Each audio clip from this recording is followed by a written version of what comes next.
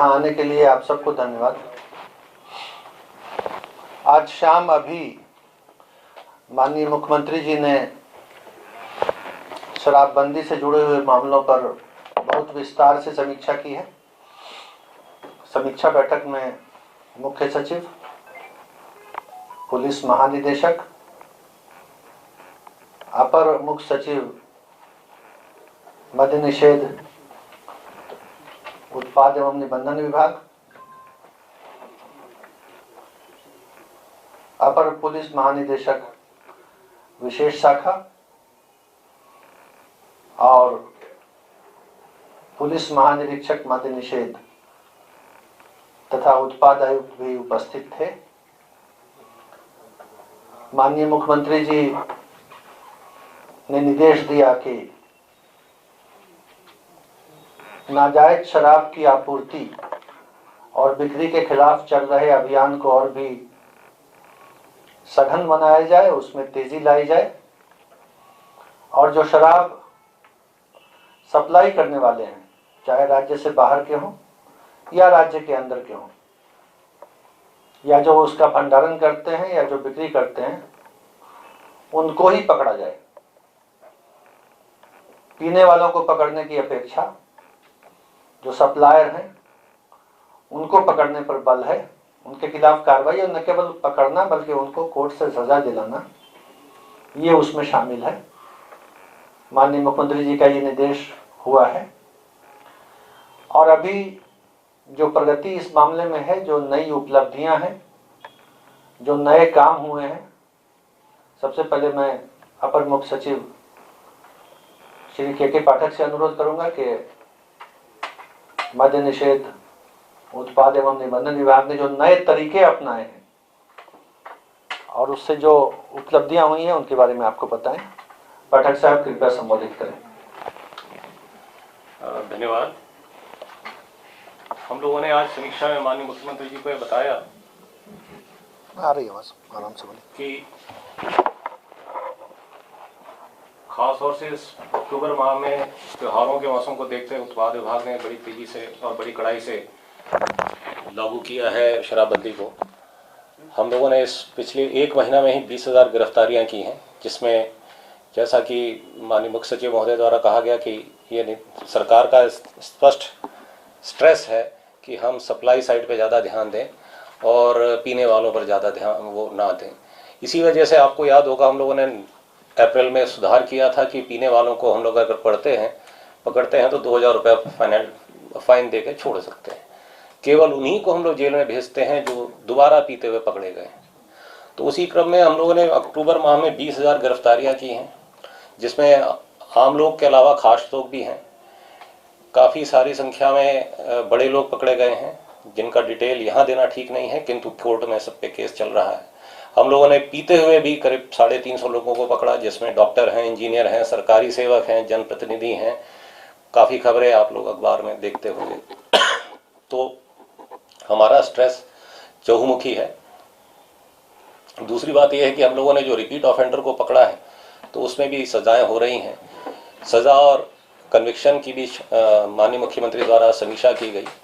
तो बहुत सारे लोगों को 5 साल की सज़ा पिछले विशेष न्यायालय गठन जब से जनवरी से हुआ है, काफ़ी सारे लोगों को इन 10 महीनों में 5 साल की सज़ा हो गई है, कईयों को 10 साल की हो गई है, कईयों को 8 साल की हुई है। तो एक कन्विक्शन करके हम जो शराब माफिया है जो राज्य के बाहर बैठी हुई है, उन पर भी हम लोग काफ़ी स्ट्रेस डाल रहे हैं। इस बारे में अन्य बातें आपको आईजी प्रोहिबिशन डिटेल में बता देंगे। पुलिस पक्ष के द्वारा अलग से कार्रवाई की जाती है। पुलिस और उत्पाद विभाग के बीच में समन्वय रहता है, तो इसलिए जो कुल उपलब्धि है शराबबंदी की, वो उत्पाद की जो उपलब्धि है और जो पुलिस की है उसको मिला करके है, टोटल करके है।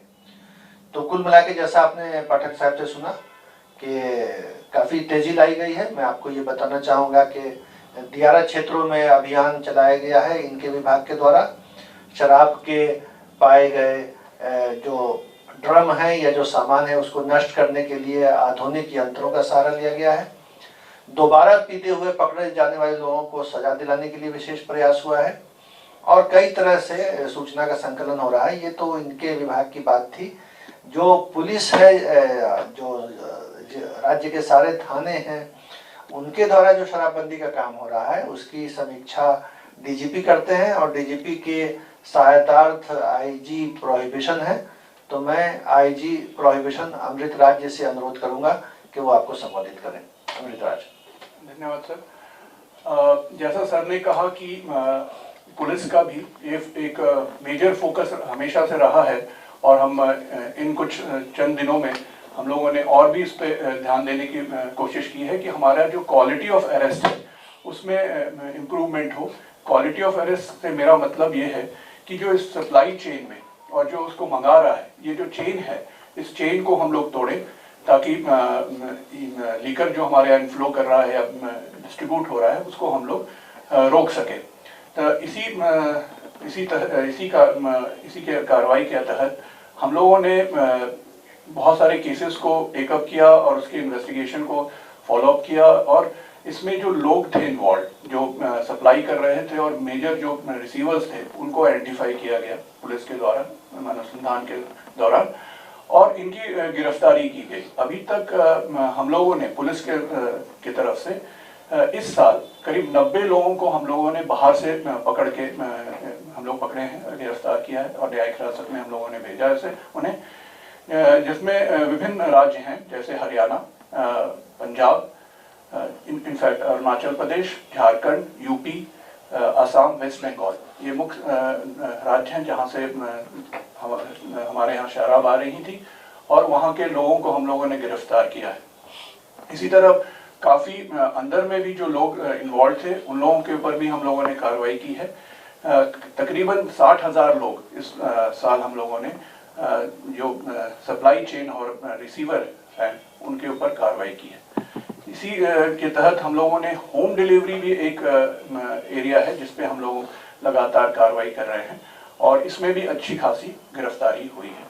सर ने जैसे बताया सजा के बारे में, कोर्ट्स इंक्रीज होने के कारण सजा में भी काफ़ी इम्प्रूवमेंट हो रहा है और इस पे भी हम लोग फोकस्ड अप्रोच रखे हैं। जो बड़े व्यवसायी हैं, जो बड़े शराब विक्रेता हैं या शराब के धंधे में शामिल हैं, उनके केसेस को हम लोग फोकस कर रहे हैं और उसके उन केसेस को स्पीडी ट्रायल में हम लोग कोशिश कर रहे हैं कि उनको सजा दिलाई जा सके। Thank you.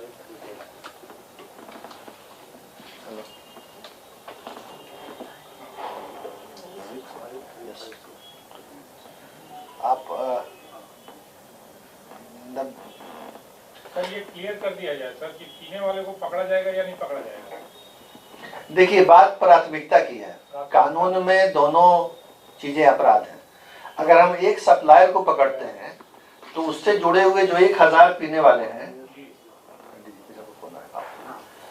उनकी सप्लाई बंद हो जाती है। तो सप्लाई लाइन को कट ऑफ करना, काट देना, ये अच्छा है ना। हम पीने वालों के पीछे दौड़े, अब कोई अगर पिया हुआ पकड़ा ही जाएगा तो उसको छोड़ा नहीं जाएगा, कानून में माफी नहीं है।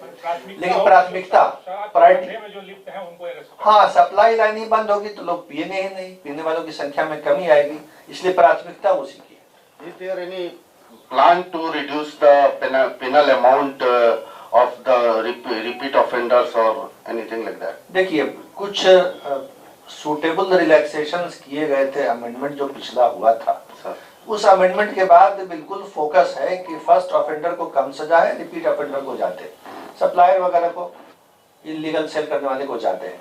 अभी इसमें कोई चेंज या डाइल्यूशन करने का प्रपोजल नहीं है। अभी वर्तमान प्रावधान है ये सेटिस्फैक्ट्री है और इनको उसी तरह लागू किया जाएगा जैसा अभी कानून है। But the priority or focus has changed. Now it is more on I mean supplier or manufacturer or Yes. that focus is now changing. It's No, not changing. it was never changed. It was always the same. Okay. Focus हमेशा से supply side arrest रही है। जो 1 अप्रैल को हमने amendment किया था उसका फोकस ही यही था कि आप पीने वालों को 50,000 रुपये पेनल्टी थी पहले, उसको हमने कम कर दिया था कि 2,000 रुपये पेनल्टी दो और घर जाओ।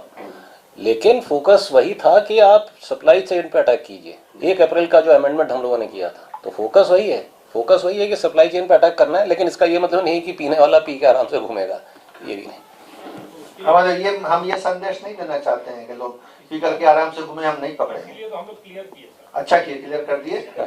लेकिन इस बात की कभी कभी आलोचना होती थी, आलोचना ये होती इस बात की कभी कभी आलोचना होती थी कि पुलिस या उत्पाद विभाग केवल पीने वालों को पकड़ते हैं। तो उसी का जवाब दिया गया कि हमारा फोकस और प्रायोरिटी उधर है, लेकिन अगर नेट में कोई आ गया, कानून के पकड़ में कोई आ गया पीने वाला, तो अपराध तो बाहर अपराध है।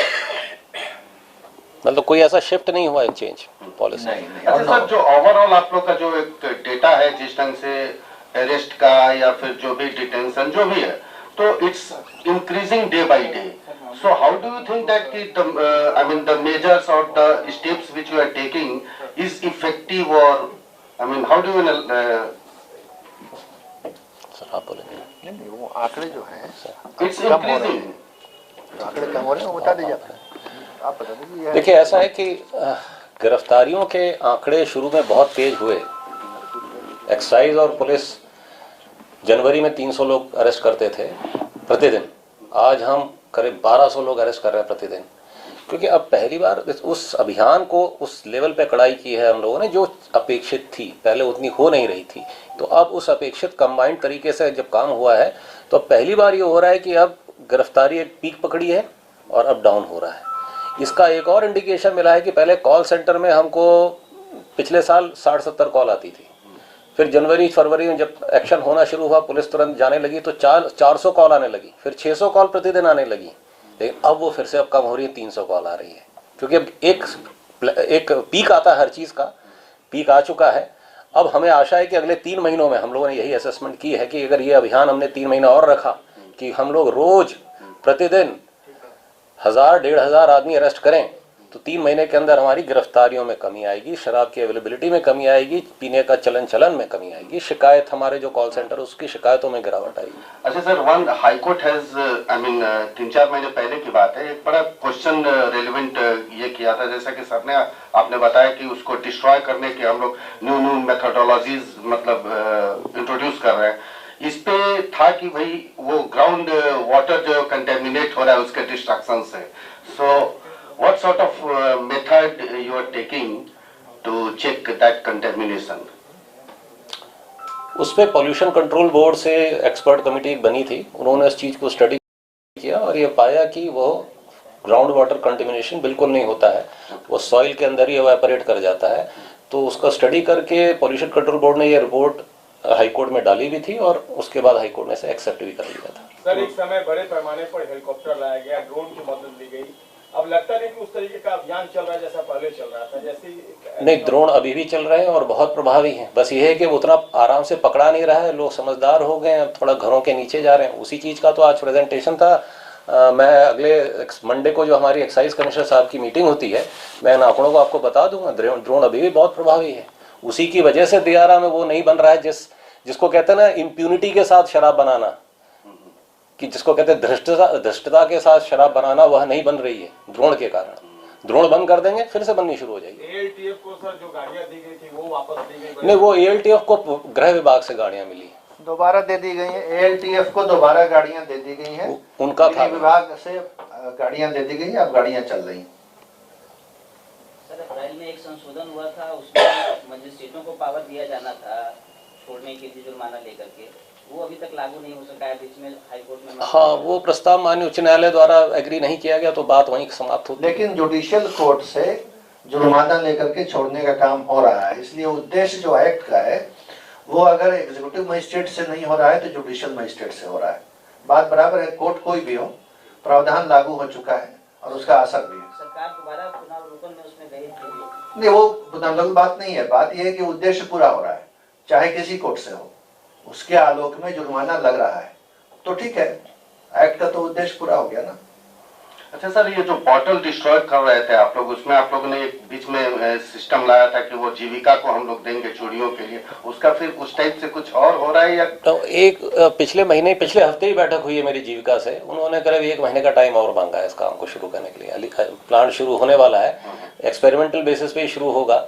लोग सहारनपुर से शायद कहीं से कारीगर मंगा रहे हैं, तो हम तो चाहते हैं कि ये परीक्षण सफल हो, लेकिन उन्होंने कहा है कि एक महीने का टाइम इन्हें और लगेगा। चूड़ियाँ सबसे पहले चूड़ियाँ बनने लगेंगी तो हम आपको भी भेजेंगे।